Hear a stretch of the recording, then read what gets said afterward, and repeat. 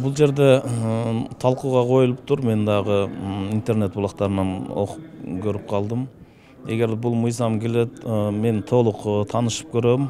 Эгерде өтө эле бир мындай адамдын укугуна же болбосо келбетине бир аша чапкандык болгон болсо, биз сөзсүз түрдө өзүбүздүн ойлорубузду, ой пикирлерибизди айтабыз.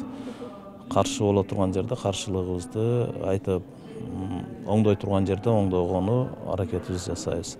Себеби бүгүнкү күнү ар кандай жүргөндөр бар да, эртең бүгүнкү күнү сакалга эми азыр бул адамдын бул бизде бүгүнкү күнү сакал койгондор, бир гана мен сакал койгондор боюнча айтып кетип турган болсом, сакал койгон бул сүннөт да. Алар дагы өзүнүн сакал коюп, өзүнүн бир милдетин аткарып атат.